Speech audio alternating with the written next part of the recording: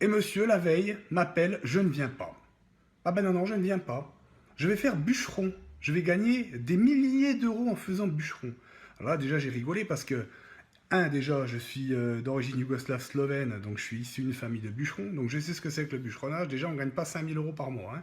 Puis pour être bûcheron, il faut se lever, puis il faut y aller. Hein. Donc connaissant le loustic, on rigole.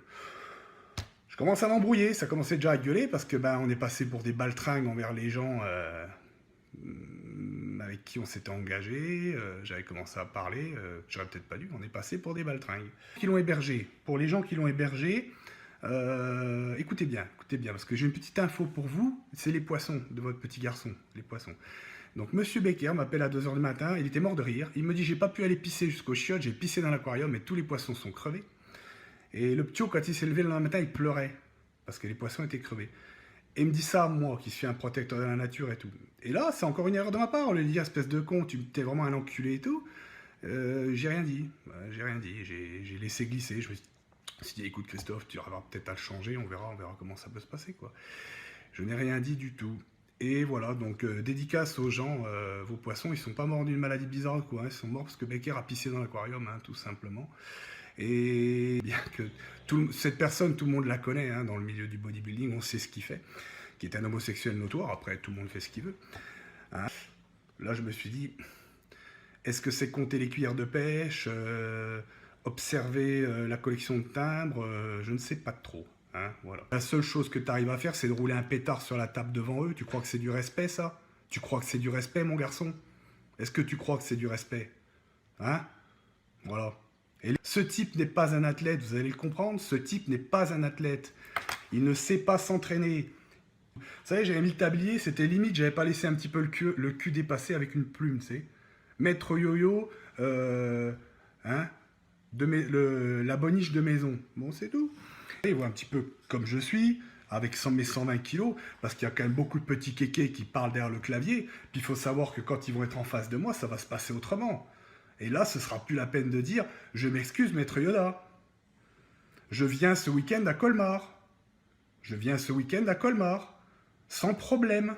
Sans problème. Hein? Je refuse pas. Je suis un samouraï, j'y vais. Hein? Donc vous allez voir. Je vous préviens de suite. Le premier connard qui va venir me parler de travers, je peux vous le dire, ça va bien se passer. Hein? Faut quand même pas me prendre pour ce que je ne suis pas. D'accord? Voilà.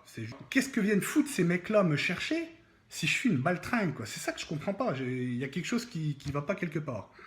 Hein, voilà un petit peu.